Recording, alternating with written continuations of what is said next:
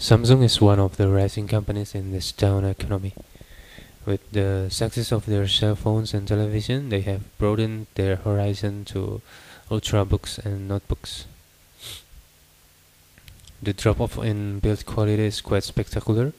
It is all made of plastic, and pressing on the wrist portion where the keyboard is, you can tell it's a pretty big downgrade. The plastic has this sort of give to it. Pressing down on it will cause it to flex. It has chip written all over it. It does have a nice look to it, but the same cannot be said for the feel. The one biggest drop-off that I notice is in the touchpad. The touchpad is awful, truly awful. It has an unsatisfying click. Sometimes the right click registers as a left click, and it wiggles as you move your fingers around the pad. The material it is made out of is also not very pleasant. The other disappointment is the screen. Understandably, it is not a full HD screen, but the black seems washed out and grey, and it is impossible to open the lid without holding the lower portion of the computer down. It feels like a flimsy mechanism when it's open, mostly because Samsung allows you to flip open the screen to 180 degrees, which is pretty useless when thinking about the sacrifice made on the sturdiness of the hinges. It's not all bad when it comes to the screen, however. Despite its low resolution, it handles colors relatively vibrantly, albeit not black.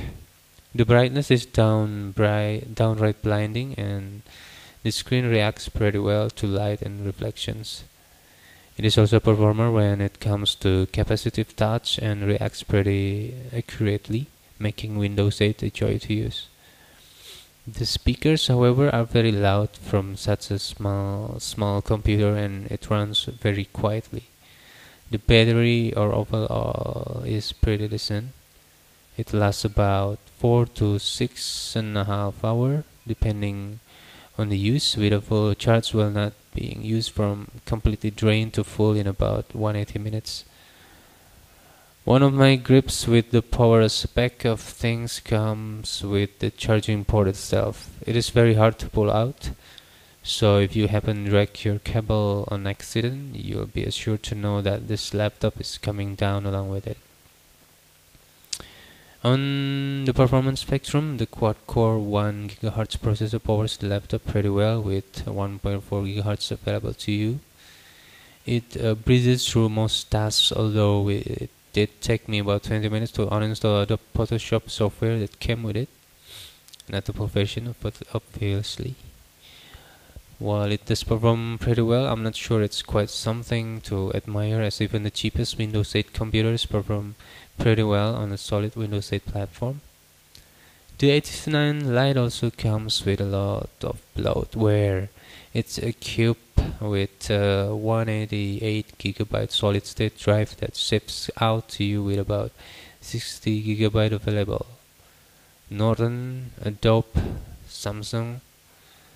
It's chock full of its unnecessary crapware, which was the first thing to go during my use of it, and left me with about 75GB of free space to use.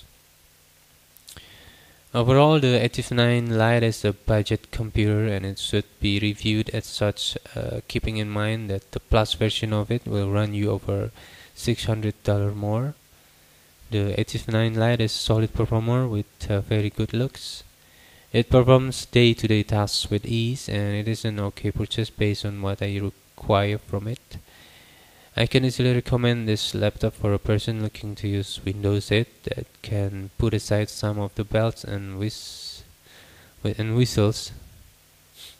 Does not have backlit keyboard for an average price of $749.